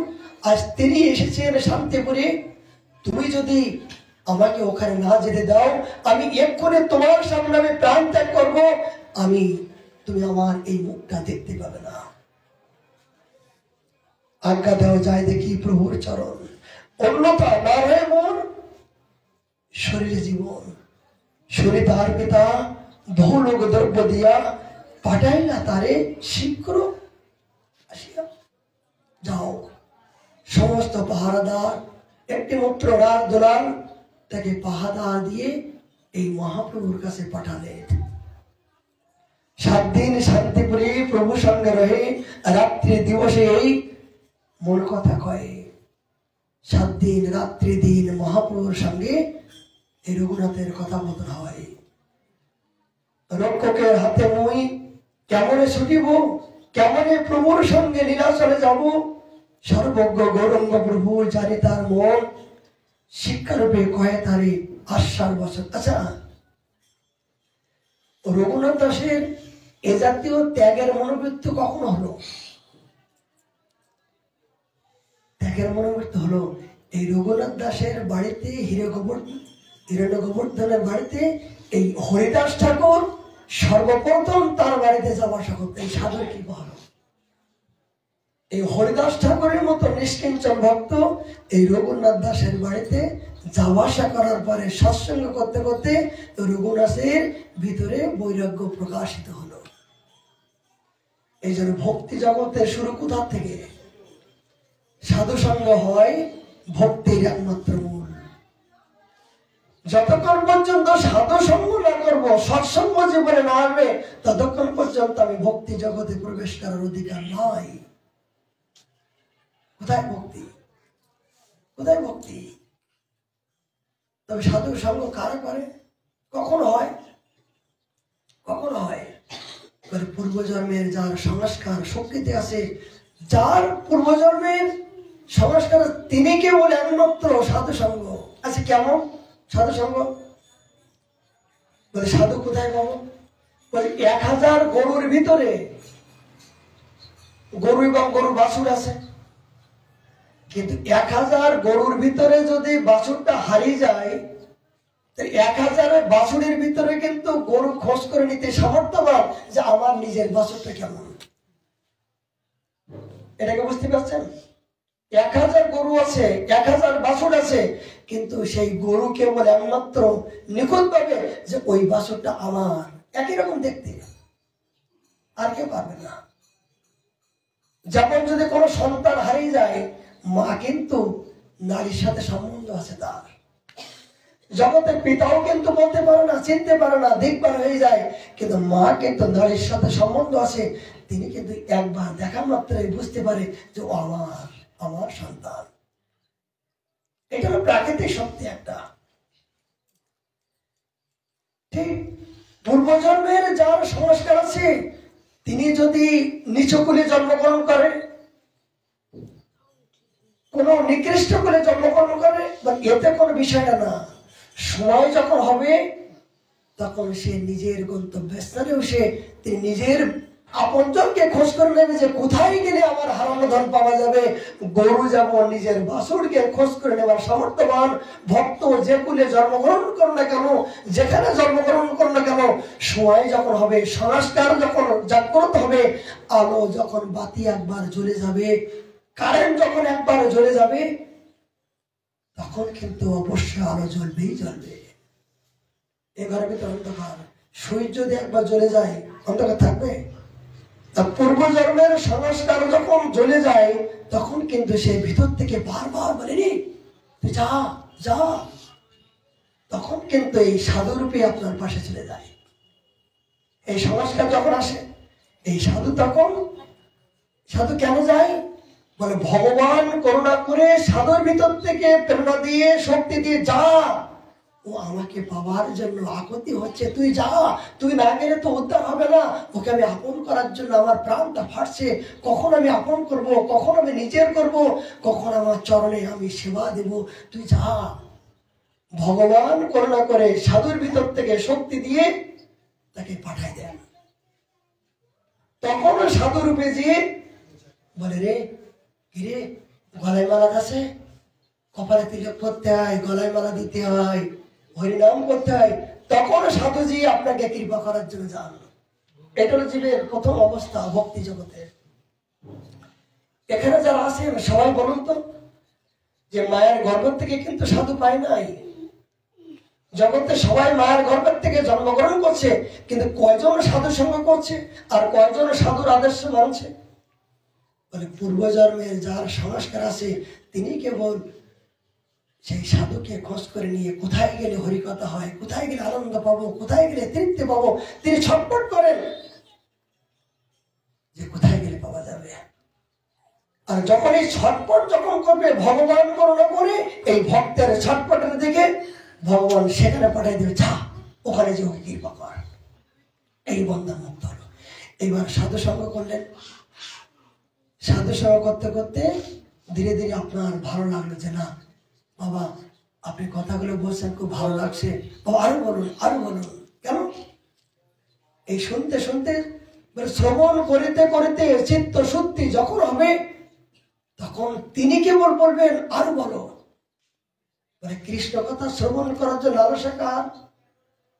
মানে যার চিত্ত শুদ্ধি হয়েছে, ভক্তি মহারানী তাকে যে ভালোবেসেছেন, ভগবান যে তাকে ভালোবেসেছেন তার প্রমাণ কি? মানে হরি কথার প্রতি যার একবার শ্রদ্ধা হয়ে গেছে, সাধুকে দেখে যার মাথা নিচু করতে ইচ্ছা হচ্ছে, ভগবান তার প্রতি প্রসন্ন হয়েছে, তার প্রথম প্রমাণ। এই গুরুকে সাধুকে দেখে যার একবার মাথাটা নিচু করতে এসে, জন্ম জন্মান্তরে বান্ধবকে দেখে মনে হয় আমার কত জন্মের আপনজন। এই জাতীয় মন যদি একবার হয়ে যায়, মনে করবেন ভগবান তার প্রতি প্রসন্ন হয়েছেন, তার প্রথম প্রমাণ। এবার সেই সাধু যখন কৃপা করে বললো, এবার রে তুই তো তোর হরিকথা সংস্কার আছে, এবার তোকে দীক্ষা নিতে হবে গুরু পদাশ্রয়। কেন? বিনা দীক্ষা ছাড়া তো ভগবানের প্রাপ্তি হয় না। এই শ্রদ্ধার পরে সাধু সঙ্গ, এই সাধু সঙ্গের পরে গুরু পদাশ্রয়। এইবার আপনার সদ্গুরুদেবের জন্য আপনার প্রাণ ছটফট করবে। কোথায়? যেমন আজকে বোম্বে থেকে আসলো, বসে বাবা গীতা পাঠ করলাম 1 ঘন্টা ধরে। গীতা পাঠ করে করে দেখলাম যে ভার্গব তদ্বিদ্যি প্রণিপাতন করে সাধু সঙ্গ ছাড়া, গুরু কৃপা ছাড়া এই গীতার অধ্যয়ন করা সম্ভব নয়। মানে তার চিত্ত শুদ্ধি হয়েছে। এই বাতি চলে গেছে, এই বাতি যখন চলে গেছে তখন ছুটে আসলেন। তখন বসে আমি গুরুদেব কোথায় পাবো? ছটপট করে এই বৃন্দাবন আসলেন। এই বৃন্দাবনে একজন তিনি কেবল এখানে নিয়ে আসলো। আচ্ছা, এবার অন্যদিন প্রসাদ থাকে না বাবা, এই 5-6 জন আসলো, কিভাবে প্রসাদ? ওর অবাক হয়ে গেল যে আমরা যে বৃন্দাবন আসবো, রাধাকুণ্ডে আসবো, দীক্ষা নেব, গুরুকরণ করব, কিন্তু আমার চেয়ে যে ভগবান আগের থেকে বসে আছেন চিন্তা করে, বলে না চাইতে প্রসাদের ব্যবস্থা, সবকিছু ব্যবস্থা, সবকিছু তৈরি আছেন। অবাক হয়ে গেল, সত্য তো তাই। ভগবান যখন কোন জীবের প্রতি দয়া করেন, তখন জীবের চেয়ে ভগবানের চিন্তা বেশি থাকে যে কখন কিভাবে করুণা করব, কিভাবে দয়া করব। এটা অনুভব করার বিষয়। এবার গুরু পদাশ্রয় করার পরে কি হলো? গুরুদেব আপনাকে দিক নির্দেশনা দিচ্ছে। আচ্ছা, গুরু পদাশ্রয় কেন করব? করবো এই জন্য, জগতে আমরা কেউ লক্ষ্মী পূজা করছি, সরস্বতী পূজা করছি, দুর্গা পূজা করছি, শিব পূজা করছি, কুম্ভ মেলা যাচ্ছি, গঙ্গায় চান করছি, যমুনায় চান করছি, যেখানে যা বলছে সেখানে ডুবাচ্ছি। যেখানে বলছে পাপ কর্ম, মানে পাপ কুয়া চান করলে প্রেম হবে, মানে করলাম চান। একদম পাপ কুয়া চান করলে প্রেম হবে, করলাম চান, প্রেম চাই। যে যা বলছে সেখানে গিয়ে আমরা ঘোরাঘুরি করছি, কিন্তু এগুলো আমাদের উৎপাতই কেবল গোস্বামী বলছেন নয়। ওইখান থেকে মুক্তি কখন? যতক্ষণ পর্যন্ত তুমি তোমার নির্দিষ্ট আশ্রয় তত্ত্ব অবলম্বন না করবো। আশ্রয় করিয়া বাজে কৃষ্ণ তারে নাই তাজে আর সামনে কারণে, বলে আশ্রয় তত্ত্ব সম্বন্ধে যতক্ষণ পর্যন্ত সঠিক দিক নির্দেশনা না করবা, ততক্ষণ পর্যন্ত তুমি এই কেন্দ্রবিন এটাই গৌর হরি সব চেষ্টা হলো, দেখছেন তো, দেখে এলেন। তাহলে কি হলো? এবার আশ্রয় তত্ত্ব কি? গুরু সাহেব আশ্রয় করার পরে শ্রী গুরুদেব তখন বলে যে বেটা তুমি এই পথে যাও, এইভাবে ভজন করো, এইভাবে ভজন করলে তোমার এই জন্মে বন্ধন মুক্ত হবে। তখন জীবের আস্তে আস্তে ভজন ক্রিয়া শুরু হলো। কেন ভজন ক্রিয়া কখন শুরু হয়? গুরুদেব চক্ষু দান দিলে যে এই জন্মে জন্মে প্রভু সেই দিব্য জ্ঞানে হৃদয়ে প্রকাশিত। গুরুদেব করুণা করে মন্ত্র দেওয়ার পরে দিব্য শক্তি দান করেন আর বলেন কি, এইবার তোমাকে ভজন করো, এই হরিনাম করো, একাদশী ব্রত করো, গলায় মালা পরো, তিলক পরো, এই তোমার গন্তব্যস্থান। এই ভজন ক্রিয়া যখন শুরু হয়, তখন তাদের কিন্তু বিভিন্ন প্রকার বাধা বিপত্তি চলে আসে। শুনে রাখুন, গুরু পদাশ্রয় করার পরে, গুরু কৃপা করার পরে আপনার জীবনে বিভিন্ন প্রকার এই ব্যথা বেদনা দুঃখ সুখ বিভিন্ন প্রকার আসে, আসবে, কিন্তু সাবধান। যারা গুরু পদাশ্রয় করেছেন ভজন করতে কেন? বলে সাপগুলো গর্তের ভিতরে থাকে, কিন্তু যখন উপর দিয়ে জল পড়ে না বর্ষার সময়, যখন বর্ষার জল পড়ে তখন কিন্তু সাপ কিন্তু গর্তে থাকতে পারে না, পারে বাইরে হওয়ার জন্য। মানে সাপগুলো তোমাকে বাইরে হওয়ার জন্য কি, এই কাম ক্রোধ লোভ মদ মাৎসর্য এই সমস্ত যত প্রকার যে শত্রু, এরা কিন্তু বাইরে হওয়া ছটফট করে। কেন? যে এইবার যে আমি থাকতে পারছি না, এতদিন যে আমি ওকে রাজত্ব, আমি রাজ্য কাজ করেছি, পরিচালনা করেছি, কিন্তু আমার রাজা রাজা, আমার উপরে রাজার রাজা এসে হাজির হয়েছে, আমি তার আশ্রয় পাবো না, আমাকে তো পালাতে হবে। তা যাওয়ার আগে শেষবারের মতন শক্তি দিয়ে দেখি কি হবে জানেন? গুরু কৃপায় যদি আপনার প্রকৃত শ্রদ্ধা থাকে, যত প্রকার অবশ্যই লক্ষ্মী কৃষ্ণ বিশ্বাসতারণ এই জগৎ সংসারে আমি যতই ত্রাহি করি না কেন, অবশ্যই গুরুদেব আমাকে রক্ষা করবেন। এই বিশ্বাসটুকু যদি কারোর জীবন হয়ে যায়, তা বলছি আপনার শত ব্যথা আসলো, বেদনা আসলো, দুঃখ আসলো, এই দুঃখগুলো ক্ষণিকের জন্য আসবে, কিন্তু এগুলো থাকবে না। জোয়ারে যেমন জোয়ারের গতিতে চলে যায়, এক জায়গায় স্থিতি হয় না। জোয়ারে কি জলে স্থিতি হয়? সাধকের জীবনে এই অপরাধ আসবে, কষ্ট হবে, কিন্তু স্থিতি হবে না।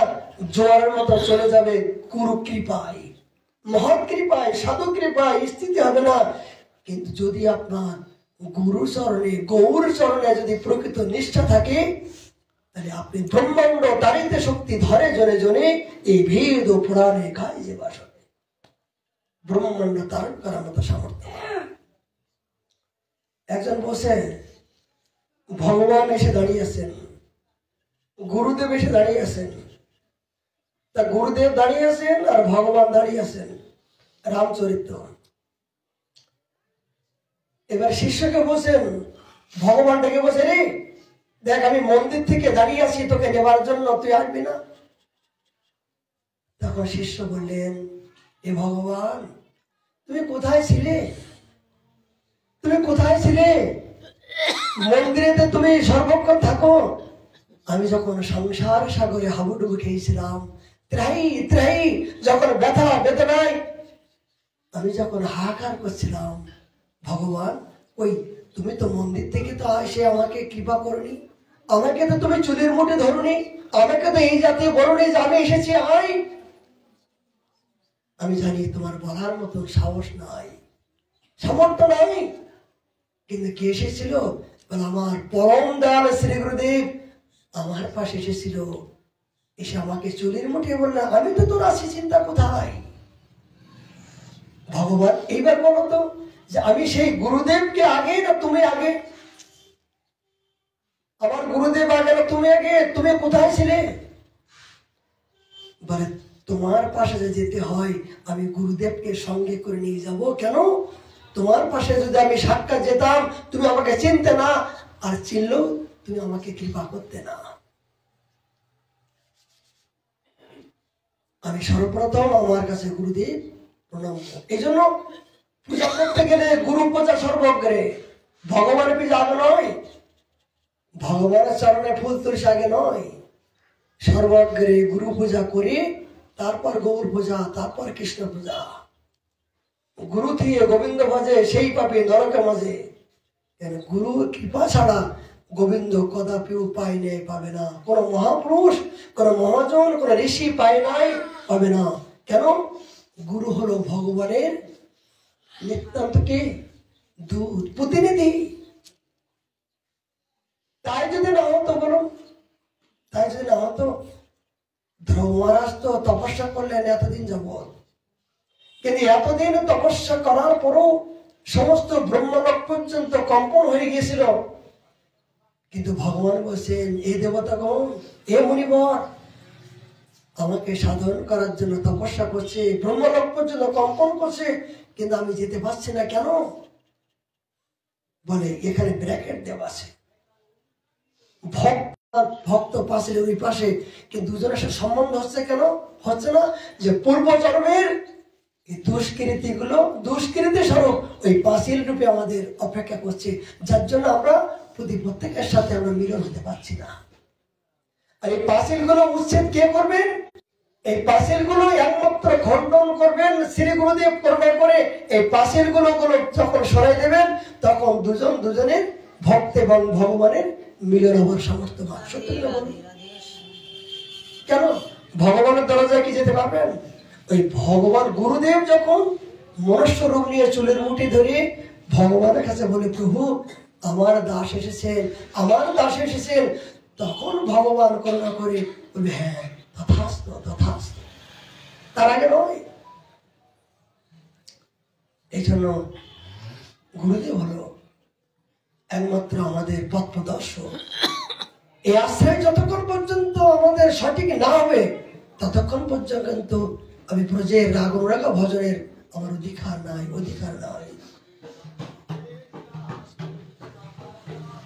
এই জন্য রঘুনাথ দাসের একমাত্র প্রথম গুরুকে হরিদাস ঠাকুর সাধুরূপে কৃপা তিনি করলেন, তবেই তার ভিতরে একমাত্র বৈরাগ্য আসলো। এই বৈরাগ্য আসার পরে তবেই মহাপ্রভুর চরণ পাওয়ার মতন ভক্তি পথে অবলম্বন করতে পারলেন।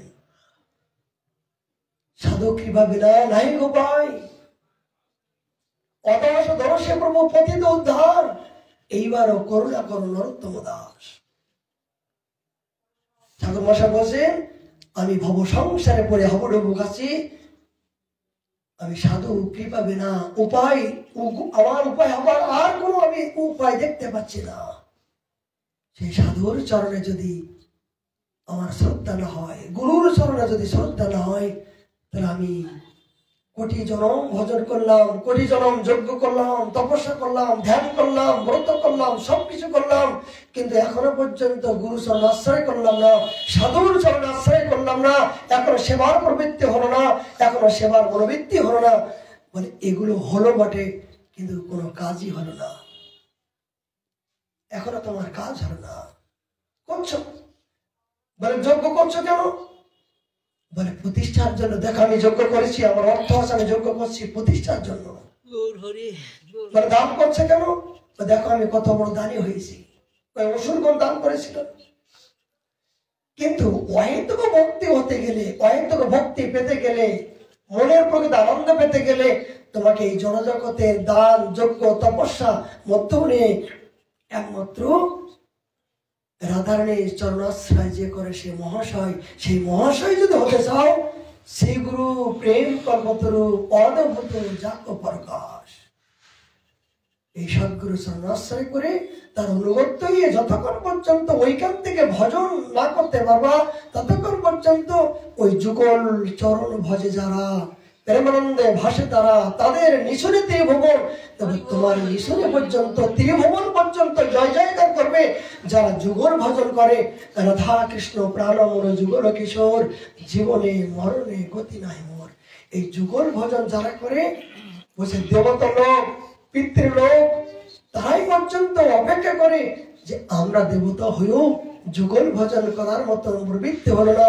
আর এরা আজকে সুযোগ পেল, তারা পর্যন্ত এই যুগল ভজন এদেরকে দাসত্ব করেন, সেবা করেন, পূজন করেন, সম্মান করেন, তাদের নিঃসরিতির ভবন। যারা কৃষ্ণ ভজন করেন তাদের আভাসে ত্রিভুবন পর্যন্ত জয় জয়কার হয়ে যায়। এত কথা বলছেন প্রেম ভক্তি চন্দ্রিকায়। বলে সেই যুগল ভজন যারা করে, রঘুনাথ দামোদর বলছেন, যারা রাধা কৃষ্ণর যুগল ভজন করে, আমি তাদের পা ধুয়ে, আমি সর্বক্ষণ পা ধুয়ে আমি ঢোকে ঢোকে পান করি, চরণমৃত পান করি। যদি এই ভক্তের এই কৃপামৃত এই চরণ ভজন, যদি চরণ ধোয়া জল খাই, তবে যদি আমার কোনোদিন অহেতুক ভক্তি পথ আমি যেতে পারবো। এই জন্য যুগল ভজন কারা করে? যারা জাতরতী, যারা আগের জন্মে করে এসেছেন। ব্রজের ভজন কারা, কাদের জন্য? যারা শ্রীমতী রাধারানীর চরণাশ্রয় করেছেন, রাধারানী যাদেরকে কৃপা করেছেন, তিনি কেবল যুগল ভজনে পাওয়ার অধিকারী। আর তাছাড়া অনেকে রাম ভক্ত আছে, নৃসিংহ ভক্ত আছে, ভবন ভক্ত আছে, কৃষ্ণ অনেক প্রকার ভক্ত আছে, কিন্তু যুগল ভজনের ভক্ত দুর্লভ, সুদুর্লভ। মানে কোটি মুক্ত পুরুষের মধ্য দিয়ে একজন সাধক কোটি কোটি কোটি বহুরূপ জন্মের মধ্যে বহু বহু জন্মের স্বীকৃতি ফলে, কোটি জন্মের স্বীকৃতি ফলে এই যুগল ভজনের প্রবৃত্তি মনোবৃত্তি ভিতরে জন্মগ্রহণ করে। এক জন্মে নয়। সময় তো বাবা অনেক হয়ে গেল, মহাপ্রভু অনেক সিদ্ধান্ত চলে আসছে, বলতে পারলাম না। মহাপ্রভু করোনা হলে আমরা আগামীকাল আবার 4টার সময় আজকের মতন বিশ্রাম। নিতাই গৌর হরি বল, জয় জয় রাধেশ্যাম। নিদ্রা দেবী কি জয় জয় রাধে কৃষ্ণ গোবিন্দ, জয় জয় রাধে কৃষ্ণ গোবিন্দ, রাধে গোবিন্দ, রাধে গোবিন্দ, রাধে গোবিন্দ, রাধে গোবিন্দ, রাধে কৃষ্ণ গোবিন্দ, জয় জয় রাধে কৃষ্ণ গোবিন্দ, জয় জয় শ্যাম সুন্দর মদন মোহন বৃন্দাবন চন্দ্র, জয় জয় শ্যাম সুন্দর মদন মোহন বৃন্দাবন চন্দ্র, জয় রাধা